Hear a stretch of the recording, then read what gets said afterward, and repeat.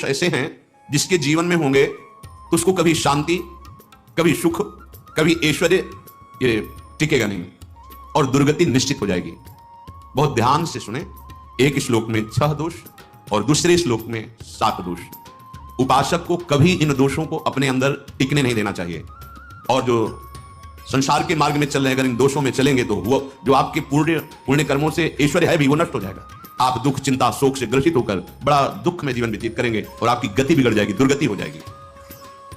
विकत्थनः स्पृहायुर्मनस्वी बिभ्रत कोपम चपलो अरक्षणश्च एतान् पापाः षण्णराः पाप धर्मान् प्रकुर्वते नोऽत्र सन्तः सुदुर्गे संभोग संविद विषमोति मानी दत्तानुतापी कृपणो बलीयान् वर्ग प्रशंसी वनिता सुदेष्टा एते परे सप्तनशं सवर्गाः।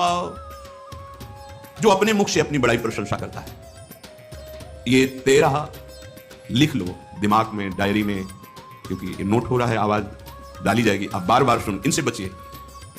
अपनी बड़ाई, अपनी प्रशंसा कभी अपने मुख से नहीं करना, नहीं तो आपके पुण्य नष्ट हो जाएंगे, बुद्धि भ्रष्ट माने गिर जाएगी।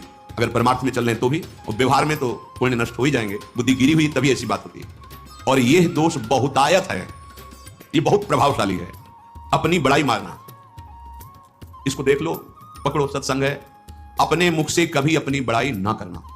अगर कोई अपने मुख से अपनी बड़ाई करता है तो उसके सुकृत नष्ट हो जाते हैं, बुद्धि भ्रष्ट मानी गिर जाती है, पतित हो जाती है, फिर निर्णय ठीक नहीं। अगर हमारा सारथी, हमारा ड्राइवर मूल हो तो कहीं भी हमको गिरा देगा, तो वो बुद्धि भ्रष्ट मतलब गिर जाती है, निर्णय करने लायक नहीं रहती। अपनी प्रशंसा अपने मुख से करना। दूसरा, लोलुपता, ये वृत्ति नहीं होनी चाहिए। धर्म से चलेंगे, धर्म के द्वारा जो हमें प्राप्त होगा उसी से हम अपना भरण पोषण करेंगे। आपके बच्चे स्वस्थ होंगे, बुद्धिमान होंगे, परिवार में बहुत सुख और शांति होगी, भले दीपक की तरह जलो, बहुत काल तक रहेगी। लक्ष्मी जी भी आपके घर में बहुत काल, हम ये नहीं कहते कि बहुत नहीं, जितनी है बहुत सुख शांति से चलोगे। अगर लोलुपता करोगे, हिंसा, छल कपट, व्यभिचार, चोरी, ऐसे धन आ जाए, वो आएगा, लेकिन वो हाइलोजन की तरह आएगा, एकदम प्रकाश और फ्यूज, बिल्कुल अंधकार करके जाएगा। देख लेना, तुम्हारे जो सुख के हेतु है, तुम्हारा शरीर, तुम्हारे बच्चे, तुम्हारी पत्नी, तुम्हारा परिवार, उसको देख के तुम रात दिन जलोगे बिना आग के। ऐसे उनके आचरण होंगे, ऐसे उनके अंग होंगे, ऐसे उनके दिमाग होंगे, ऐसा उनका व्यवहार होगा। ये लोलुपता अगर उपासक में या किसी में है तो उसको नष्ट कर दे, सावधान। तीसरा, यदि आपका अपमान होता है तो आपको उसे सहन करना होगा, उससे आपके पाप नष्ट हो जाएंगे। जो तनिक सा भी अपमान होने पर बहुत क्रोध करके दूसरे का अपकार करने लगता है, ये आपका पतन करा देगा, ये आपको फंसा देगा, हृदय जलेगा, अर्थव्यवस्था नष्ट होगी, पूरा परिवार दुखी होगा। जरा सा अपमान की संभावना में आप किसी से भी भिड़ गए, किसी से भी, वो ये प्रवृत्ति आपका पतन कर देगी। उपासक में तो अपमान सहना अमृत है, नीचा अपमानम सुधा, पर व्यवहार में भी ज्यादा उत्तेजित मत होइएगा। ये तो कुछ मिनट की बात है, अगर आपने उसे मारा, पीटा, रिपोर्ट हुई कानून की, वो फंसते चले जाओगे, अर्थ जाएगा, समय जाएगा, चिंतन जाएगा, बहुत तरह से हानि हो जाएगी। अगर आप सह गए तो आपका सहना उसके लिए आग बन जाएगा। उमा क्षमा सापा होते भारी, तुम्हें दंड देने की जरूरत नहीं, उसका एक कर्म ही उसे दंड दे देगा। आप शांत हो जाइए, आप सत्संगी हैं, आप शांत रहिए। चौथा, निरंतर क्रोध और उसका चिंतन। बैठे बैठे बस द्वेषियों का चिंतन ही हो रहा है, अंदर क्रोध का चिंतन और द्वेषियों का चिंतन ही हो रहा है। द्वेष भरी बातें, द्वेष भरी क्रियाएं, उन्हीं का चिंतन करके जलते रहना क्रोध से। उपासक को तो क्रोध करना ही नहीं चाहिए, बहुत शांत। ठीक है, अभ्यास में कभी क्रोध हो सकता है, उसको भी समन करो, अंदर से प्रायश्चित, जैसा कि अब गलती हुई, आगे नहीं करेंगे। और व्यवहार में भी क्रोध को आप पीना सीखें। अगर बार बार आपका क्रोध प्रकट होता ही रहेगा, आपका स्वभाव बिगड़ जाएगा, आपके पुण्य नष्ट हो जाएंगे, आपका जीवन नष्ट हो जाएगा। देने वाला उतना दे देगा, आपको आनंदित रहो, पैसा खर्चा सब, पूरे जीवन का विध्वंस मचा दिया क्रोध ने। कहीं भी आप देखो, किसी से क्रोध करके देखो, फिर देखो तुम्हारा वजन चल रहा है, तुम्हारी वो आनंद वृत्ति है नहीं, जलोगे, और वो जलन और गुस्सा दिलाएगी, और वो बैठे बैठे जलो नहीं। ये क्रोध जो है, ये चाहे व्यवहार में हो चाहे परमार्थ में, दोनों की हानि करने वाला है। और आश्रित जनों की रक्षा ना करना। अगर कोई भाग कर आपके पास आ गया है, कोई पशु पक्षी या कोई मनुष्य, आपको चाहिए कि अब चाहे हमारे पहले प्राण जाए, उसकी रक्षा करें। सीवी जैसे तो कोई बिरले ही होते हैं, पर इतना जरूर ध्यान है, जैसे कोई पशु पक्षी किसी भय से आपकी सीमा के अंतर्गत आ गया है, अब उसकी रक्षा करनी है आपको। अगर आप स्वयं मार देते हैं या मरवा देते हैं, या आपके सुकृत नष्ट कर देगा, या आपकी दुर्गति का कारण बन जाएगा। और जो पाप कर्म उत्साहित होकर करते हैं, उपासक को तो बहुत सावधान रहना चाहिए, पर व्यवहार में भी जो नहीं करना चाहिए, अगर वो पाप कर्म आपके द्वारा मन में प्रेरित हो रहे हैं, संकल्प बन रहा है, क्रियाएं हो रही हैं, दुर्गति पक्की, पुण्य नष्ट हो जाएंगे, दुख अशांति बढ़ती चली जाएगी, कभी शांति नहीं प्राप्त कर पाएंगे। ऐसा नहीं कि जो मन में आवे सो करें। पापाचरण निडर और उत्साहित होकर करना, अगर ऐसे लक्षण है, निश्चित दुर्गति होती है। ये 6। अपनी बहुत बड़ाई करने वाला अपने मुख से, लोलुपता, तनिक से अपमान में सहन ना करने वाला, निरंतर क्रोधी और आश्रित जनों की रक्षा न करने वाला, और निडर हर्षित होकर पाप कर्म करने वाला। दूसरे श्लोक में 7 है, 6 7। एक, संभोग का ही चिंतन करना, संभोग में ही मन लगाना, संभोग दूसरी स्त्रियों के साथ करने की भावना रखना। संभोग, पहला है संभोग। रात दिन बैठे बैठे बस यही चिंतन करना, गंदी बातों का, गंदी बातें देखना, गंदी बातें सुनना, गंदी बातों का चिंतन करना।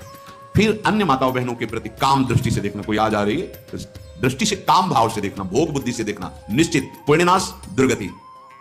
बड़े बड़े उदाहरण इतिहास में हैं जिन्होंने ऐसा दृश्य नेत्रों से देखने की चेष्टा की, मन में संकल्प किया भोगने का, नष्ट हो गए, चाहे वो कितने बड़े प्रतापी हो।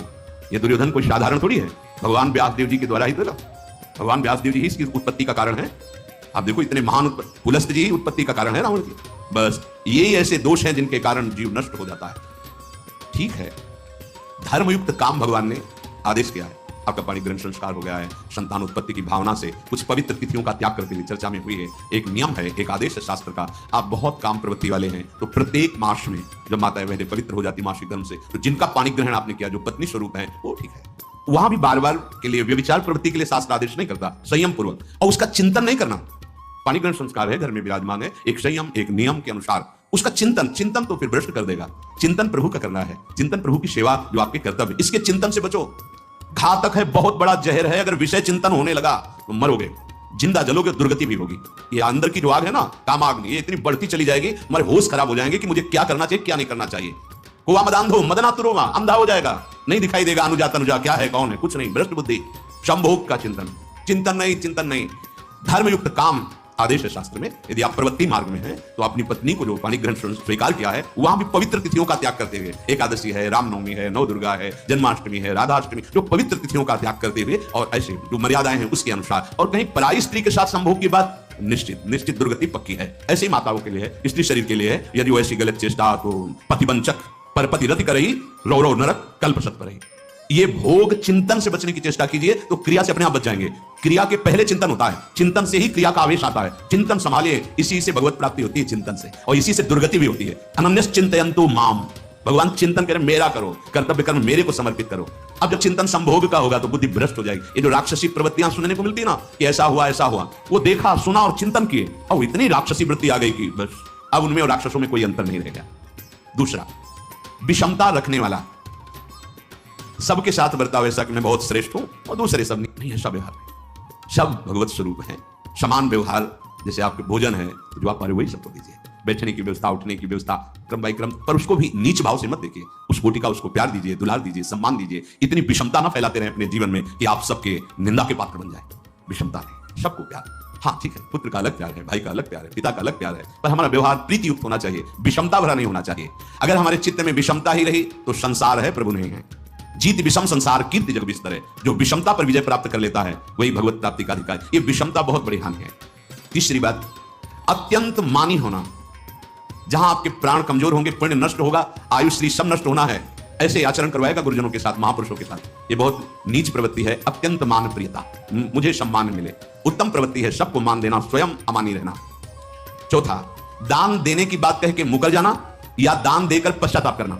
दे दिया है, बहुत जल रहे हो, दूसरे से वार्ता कर रहे हो कि पता नहीं क्या बुद्धि में हो गया, हमने उसको इतना कहा था, उतना दे दिया, क्यों दे दिया, ऐसा मतलब अंदर चिंतन करना, क्यों दे दिया, तो दिया। इसके बाद जो आपका जलन हो रही, पश्चाताप, सुकृत नष्ट हो रहे हैं। दान देकर पश्चाताप करना या दान देने की बात कह के मुकर जाना। जैसे आपने कह दिया आपको इतना इतना ऐसा, अब आप मुकर गए, ब्याज सहित तुम्हें देना होगा, ये तुम्हारी दुर्गति का कारण बन जाएगा। ऐसे ही नहीं बोलना चाहिए, बहुत होश से। वाणी एक अमोल है, जो कोई बोले जान, ये तराजू तौल के तब मुख बाहर आन। पांचवा, अत्यंत कृपण होना, ना परिवार को सुखी कर पा रहा, ना अपने को सुखी कर पा रहा है। एक एक सिक्का बैंक में जब मर गया। धन की वास्तविक गति यही है कि अपने परिवार को खूब उसकी अनुकूलता प्रदान करो, उसमें से कुछ हिस्सा किसी ऐसे को जिससे तुम्हें बदले में कुछ लेने की भावना ना हो। कोई साधु महात्मा, गाय, पशु पक्षी, किसी भी जीव बीमार है शरीरधारी, उसके जिससे कुछ कभी लेने की भावना ना हो, एहसान की भावना ना हो। सो धन धन्य प्रथम गति जाकी, धन्य हो गया उसका धन। अब वो कृपण का धन किसी काम में, ना स्वसुख, ना परिवार के सुख, ना धर्म कार्यों में, व्यर्थ जीवन चला गया। उसी धन का चिंतन करना, उसी का संग्रह करना और उसी की रक्षा करते करते शरीर छोड़ देना, तो चिंतन बिगड़ गया। तो कह रहे हैं जो कृपणता है और अर्थ और काम की प्रशंसा, उसी की चर्चा, उसी का चिंतन, रुपया और भोग, उसी की चर्चा कर, जहां बैठे रुपया की चर्चा, भोग की चर्चा, जहां एकांत में बैठे उसी का चिंतन, कैसे रुपया बढ़े, कैसे भोग मिले। और अगर अवसर मिला तो रुपया अधर्म से आवे चाहे धर्म से, उसको इसकी कोई परवाह नहीं। भोग चाहे धर्म से हो चाहे अधर्म से, जिसका अर्थ और काम भोग ही चिंतन है वो धर्म, जिसका धर्म चिंतन का विषय है तो अर्थ और काम भी ऐसा होगा जो मोक्ष प्रदान करने वाला हो। धर्म, अर्थ, काम, मोक्ष।